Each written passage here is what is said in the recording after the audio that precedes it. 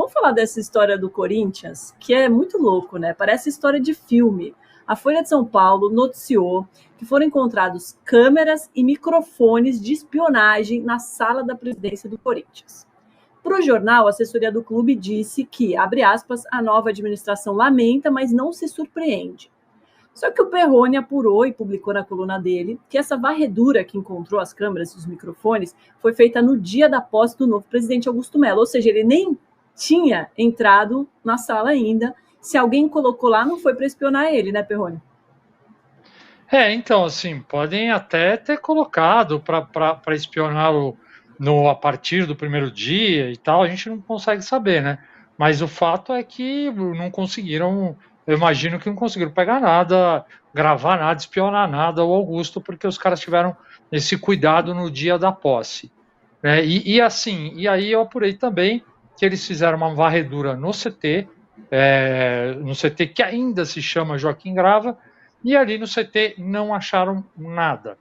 Eu conversei ontem com o departamento de comunicação e perguntei, olha, assim, por que a diretoria não fez um boletim de ocorrência sobre isso, porque é um caso grave? E a resposta que eu obtive foi, olha, a diretoria está ainda procurando saber mais, procurando analisar os fatos para poder tomar uma decisão do que vai fazer. Aí, agora há pouco, uns 20 minutos, eu fiz um novo contato com a comunicação. Falei, tem alguma atualização? Vocês tomaram alguma decisão? E aí eles me responderam o seguinte, olha, essa decisão, o BO ainda não foi feito, o boletim de ocorrência ainda não foi feito, porque a gente precisa finalizar a varredura. Então, tentei mais detalhes, mas ainda não obtive resposta do que está faltando ser feito e tal, e que essa finalização pode ser concluída ainda hoje. Então, a gente pode ter mais novidades, vamos saber se apareceu alguma coisa ou não. E essa questão do BO, né, o GE deu ontem que o Duílio acabou fazendo o BO. E aí eu falei com o antigo diretor do Corinthians, jurídico, Daniel Bialski, e que ajudou o Duílio a fazer esse BO. E aí ele me falou o seguinte, olha, presidente, o Duílio colocou ali no BO que ele soube que encontraram esses equipamentos e que ele achou por bem fazer o BO porque ele quer uma investigação. Ele entende o Duílio, tem certeza que instalaram esses equipamentos ali para vigiar o Duílio e não o Augusto. E aí o Duílio saiu na frente, acabou fazendo o boletim de ocorrência antes do que a atual diretoria. PVC, o que te surpreende mais nessa história? Alguém ter feito uma varredura, pensando que poderia ter uma câmera de espionagem, alguém ter encontrado uma câmera de espionagem, ou alguém ter certeza que estava sendo espionado? O que mais surpreende é você ter um clube em que você não consegue confiar em você. Agora, eu acho que o Duílio fez o caminho correto. Se foi o Duílio que mandou colocar. O episódio do Agente do DD6, por mais que o Perrone seja o único que entenda a música que eu tava cantando aqui. O velho truque das câmeras escondidas na sala do presidente. O Casagrande foi bem nessa história de brincar de Watergate, né? Mas eu acho que tem que apurar, mas não vai ser um caso de ter... Tem muito mais coisa às claras do que aconteceu de errado no Corinthians nos últimos anos, do que alguma coisa que vai se discutir, que você pense que na sala do presidente vai se discutir quanto vai se pagar de propina na ação se você negocia de outras maneiras, em outros lugares. Então, parece um episódio de Mel Brooks, por enquanto. Mas acho que tem que apurar. O boletim de ocorrência tem que servir para fazer a polícia apurar, entender quem foi que colocou e de que maneira colocou os equipamentos eletrônicos para ter as escutas. O Alexandre Gomes Brito mandou o primeiro comentário de hoje, eu estou lendo sempre, porque é o primeiro do de primeira, então muito obrigada. Mas, Alicia, o Douglas Sena mandou aqui que já é Itaquera Gate. Itaquera Gate. Eu estava pensando a mesma coisa que você, Domi, assim, o nível de paranoia de você começar a gestão fazendo uma varredura, né, na sala do presidente, no CT, e aí vai fazer o BO, mas não faz o BO porque ainda está avaliando. Assim, tem muita coisa estranha. Mas eu concordo que sim, tem muita coisa ruim que aconteceu no Corinthians nesses últimos anos que nem precisava grampear ninguém para a gente ficar sabendo, né?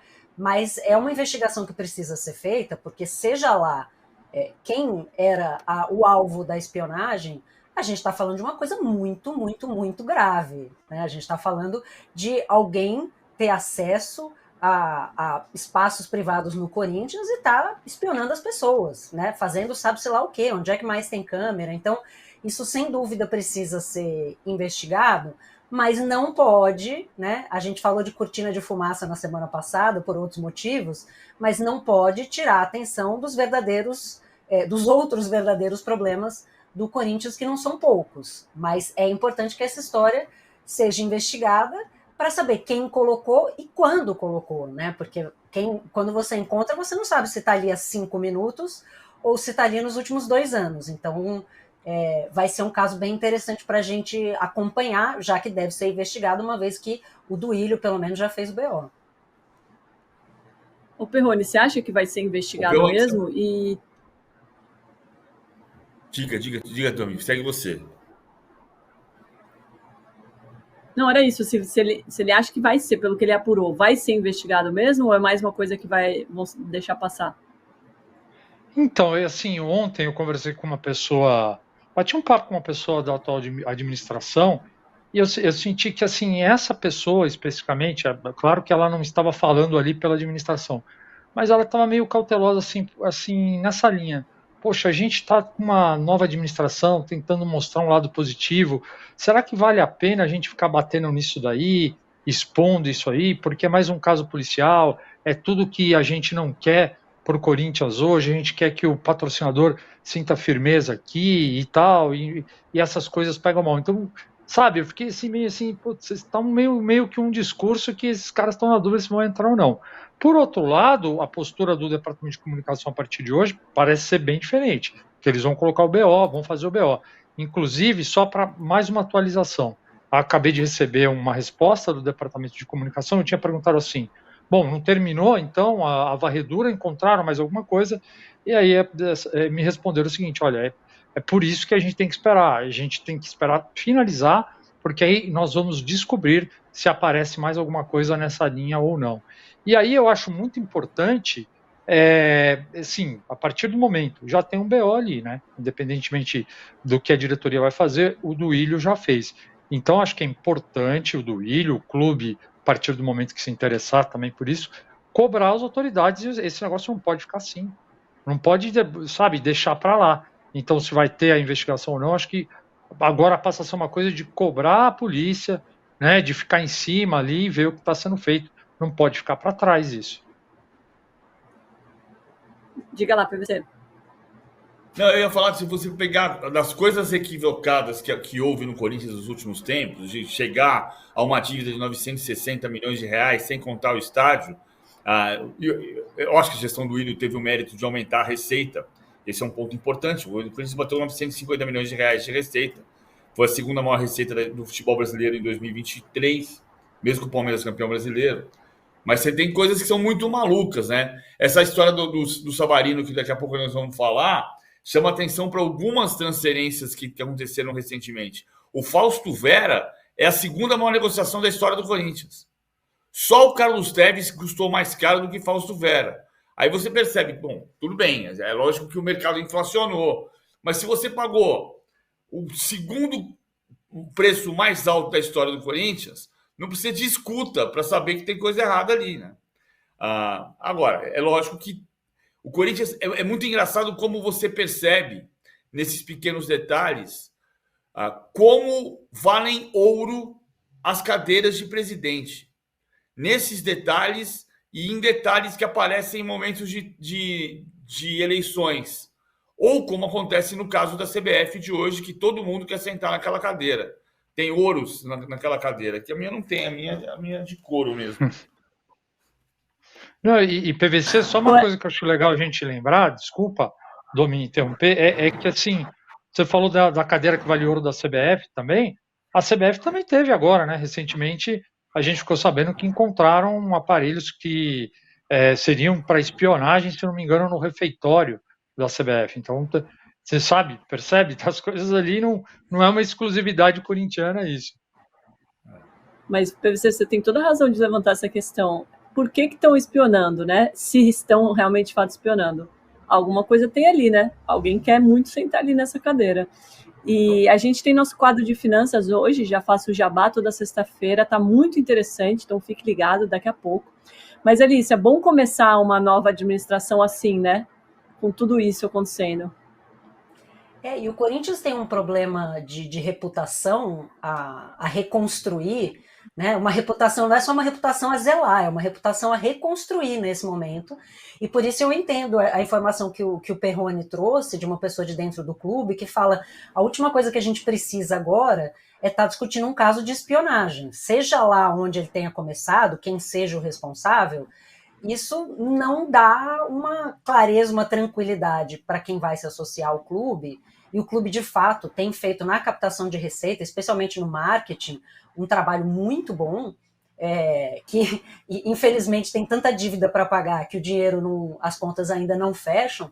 Mas num momento desse, você falar é um clube em que ninguém confia em ninguém, é um clube onde pessoas estão cometendo crimes, porque espionagem é crime. Então, se alguém descobrir que uma outra pessoa colocou isso lá, quem mandou, tudo isso não ajuda a reconstruir uma imagem que o Corinthians agora precisa ir atrás, inclusive para continuar operando no mercado, né? A história lá do bom pagador, né? Uma empresa séria, um clube sério, de você... Isso aí que está acontecendo, esse tipo de noticiário de Itaquera Gate, não ajuda certamente com essa imagem de uma gestão confiável, de pessoas em que você pode depositar a sua confiança. Nesse momento, a coisa não está muito boa, não. A gente vai mudar o nome desse negócio desse gate aí, o Watergate, Itaquera Gate. Eu acho que o melhor é Fazendinha Gate. Porque a sala da presidência ainda fica no Parque São Jorge, né? Ainda fica no Tatuapé. Então, Fazendinha Gate é a melhor maneira da gente chamar esse caso, que parece Mel Brooks. Vamos instalar, só Perrone me entenderá, só entendedores entenderão. Vamos instalar o cone do silêncio na sala da presidência do Corinthians. Quero saber quem do chat entende, além do Perrone. Não, boa. Mas o chat responde quem entende o que é instalar o cone do silêncio na sala da presidência. E é melhor esse nome mesmo, Fazendinha Gate, porque Itaquera Gate pode dar abertura para outro tipo de investigação, né, Perrone? Não, é isso. Acho que o PVC escolheu bem aí o nome. Mas eu acho que nessa discussão tem uma outra coisa aí também, né? Tem essa parte que é fundamental. O Duílio ter feito, acho que também concordo com o PVC, o Duílio mandou bem fazendo o boletim de ocorrência, agora a diretoria precisa agir, mas assim, já começa a aparecer no cenário uma outra coisa. Assim, parece uma extensão do período eleitoral, com as duas partes ali começando assim, olha aí, ó, quem que grampeou aqui o presidente Augusto? Aí o Duílio, opa, peraí, é comigo o negócio. Tentaram me espionar, então quem é que foi? Quem tinha interesse nisso? Por que essa diretoria ainda não fez o BO?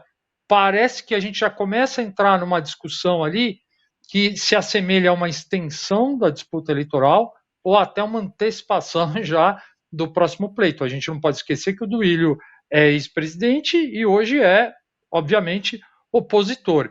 E assim, isso eu acho que também seria terrível para o Corinthians. É ruim para o Corinthians estar nesse tipo de noticiário e também seria muito ruim a gente começar agora a ter uma guerra de situação de oposição em público. Acho que a oposição, claro, ela tem seu papel, tem que fiscalizar, tem que ser forte, tem que ser dura, mas assim, a gente tem uma coisa agora dos dois começarem a duelar o tempo inteiro através da imprensa não seria legal, né? Se chegar a esse ponto. E aí tem uma coisa de pensar no bem do clube, né? Porque essas disputas políticas e nesses mandatos relativamente curtos, o que você vê são pessoas brigando ali, disputando poder, sem necessariamente uma consideração pelo impacto que isso tem no clube. E aí eu gosto de imaginar que alguém que tem interesse em ser presidente do clube ama o clube e quer ver o seu melhor. Então, espero que essa disputa política ela se dê no âmbito interno e tal, mas que ela não vaze, porque o único resultado possível disso é afetar ainda mais a imagem do clube do ponto de vista de gestão, né? E a gente muitas pessoas falam, pessoas próximas, o próprio Casão já falou, né, que o Duílio é o pior presidente de que ele se lembra do Corinthians, e agora o Augusto já começa com declarações, com coisas, né, promete coisas que a gente não sabe como vai cumprir, gasta um dinheiro que a gente não sabe de onde vem. Então, tudo isso, somado a uma questão de espionagem, eu acho que, assim, era um bom momento de todo mundo sentar numa sala fechada, de preferência que não esteja grampeada, e falar assim, vamos fazer um pacto para a gente se unir em prol do Corinthians, que eu espero que seja o objetivo de todos os postulantes à cadeira de ouro lá na Fazendinha. O Cícero Viana mandou aqui invejosos. Mas, gente, nem se a gente tivesse pensado em criar essa coisa contra o Corinthians, a gente ia pensar em espionagem na sala da presidência. É melhor do que o roteiro de filme. E o Plínio Filho manda aqui, ó, para você, PVC, Little Farm Gate. Fazendinha mais rebuscado. E o Bira pede aqui, gente, vamos dar like, tá muito pouco, tá mesmo. Vamos chegar a 1000 likes pro PVC cantar. Faz tempo que você não canta, PVC. Sempre tem gente pedindo aqui no chat, eu esqueço de ler. Quem sabe 1.500 likes, canta, hein? Vale. Cantar o hino do Milan, em sua homenagem. Por favor. Perrone, muito obrigada pelas informações. Faz o jabá aí da coluna para quem quiser acompanhar esse caso. É isso, está na minha coluna no UOL Esporte. Os detalhes eu vou atualizar lá também agora. Eu vou pegar aqui rapidinho, atualizar, trocar mais uma ideia ali com o pessoal do Corinthians e dar uma atualizada nesse post. Confiram lá no blog do Perrone. Valeu, gente. Perfeito. Obrigado. Valeu, Perrone. Obrigado a você. Vamos seguir aqui o nosso programa falando do Botafogo, que anunciou a segunda contratação mais cara da história do clube, a do atacante venezuelano Jefferson Savarino. O Botafogo pagou para o Real Salt Lake, dos Estados Unidos, 2,7 milhões de dólares, atualmente 13 milhões de reais, mais ou menos, por 80% dos direitos econômicos dele. O contrato vale por 3 temporadas, até dezembro de 2026, e no ano passado ele marcou 11 gols e deu 4 assistências em 34 jogos. E aí, PVC, vale tudo isso? Não, eu acho que não vale, mas esse é um ponto da história. O Savarino é um bom jogador. O Savarino fez um bom papel no Atlético Mineiro, mas no Atlético Mineiro diziam que ele achava que ele era o Johnny Rep, né, da seleção da Holanda de 74. O melhor negócio da história é comprar o Savarino pelo que ele vale e vender pelo que ele acha que ele vale. Mas o fato é que o Savarino é um bom jogador. O que está acontecendo só é que o mercado está muito inflacionado. E o fato do Savarino ser o segundo jogador mais caro da história do Botafogo, que teve Nilton Santos, que teve Garrincha, que teve Jairzinho, que teve Paulo César. Aqui eu citei 4 jogadores que começaram no Botafogo, que, portanto, não custaram nada, né? Em outros tempos, o Neymar é o jogador mais caro da história do futebol, porque o Messi não custou nada ao Barcelona, né? Senão o Messi teria custado muito mais dinheiro. Mas é curioso como está acontecendo neste mercado um cenário de grandes contratações em termos de história dos maiores preços pagos em todos os tempos. Então vamos lá, olha só. O mais caro da história do Botafogo é Patrick de Paula, 33 milhões de reais. O Savarino custou 13 milhões e 100. Vamos dar as datas, PVC, só para as pessoas terem mais noção. Foi em março de 2022, Patrick de Paula. 2022, 33 milhões de reais. O Savarino, o segundo mais caro da história, vai custar 13 milhões e 100 mil reais, aproximadamente. Aproximadamente, eu estou desaproximando, você vai entender por quê. Porque o terceiro é 13 milhões, o Vitor Sá. Então, você pensar que os 3 jogadores mais caros da história do Botafogo são desta equipe, do John Textor, é um contraste com as maiores equipes que o Botafogo já teve na sua trajetória, né? Renato Gaúcho foi contratado em 91, mas era outro tempo, outros valores. Nesta janela de transferências, o De La Cruz, contratado pelo Flamengo, é o 4º jogador mais caro da história do futebol brasileiro.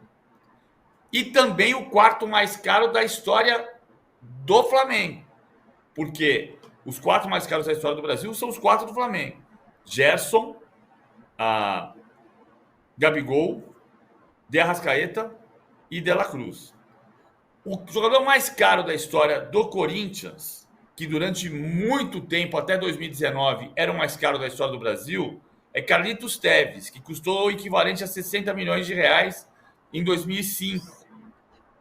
O Rodrigo Garro, contratado nesta janela, é o quarto mais caro da história do Corinthians, 13 milhões de reais. O jogador mais caro da história do São Paulo é o Galopo, que está no elenco. E o jogador mais caro desta temporada no São Paulo, Ferreirinha, custou 22 milhões de reais, é o quarto mais caro da história do Morumbi, da história do São Paulo. Então, o jogador mais caro da história do Bahia é o Jean Lucas, que foi contratado nesta janela. Então você vê como esta janela ela trouxe uma série de cifras gigantescas e, ao mesmo tempo, a gente percebe como isto não representa necessariamente sucesso. Porque o Patrick de Paula é o mais caro da história do Botafogo e não foi campeão pelo Botafogo. O jogador mais caro da história do Palmeiras é o Flaco Lopes. E não é, e é um reserva do time. Então, não necessariamente o que você paga mais caro é o que te dá mais alegria. Nesta história recente do futebol brasileiro, de valores mais altos, para tentar equilibrar até com o dinheiro que entrou de televisão e para ser a economia mais forte do futebol sul-americano. Cara, esses números são muito loucos, né, da gente pensar ali. Isso é muita coisa, é muito dinheiro. E esses nomes que o PVC citou, o mais antigo é de 2022, né? Então é uma inflação, uma inflacionada nesse mercado. Ah, é o Tirando Tevez. O Tevez é 2004, é dezembro de 2004. Ele veio jogar no Corinthians em 2005. E foi durante de 2004 a 2019, por 15 anos, ele foi o jogador mais caro da história do Brasil. É um outro momento que a gente vive, né? E já que a gente vai falar de finanças e de mercados, é a lei da oferta e da procura, né? Os preços vão subindo, as pessoas começam a estar dispostas a pagar. Você tem injeção de SAF, né? O Bahia agora pelo Grupo City, o Botafogo através do John Textor. Você começa a inflacionar o mercado de uma maneira que jogadores vão ser valorizados a um ponto que não necessariamente corresponde ao que eles fazem dentro de campo, né? E claro, há apostas, como o PVC falou, né? O mais caro não quer dizer que é o que vai dar certo. Se a gente pegar o exemplo do Flamengo, o Arrascaeta é um investimento lindíssimo, né? A questão do Gerson é que o Gerson entra 2 vezes na lista, né? Com 2 contratações, né? Contratado 2 vezes por valores altíssimos, mais uma contratação excelente.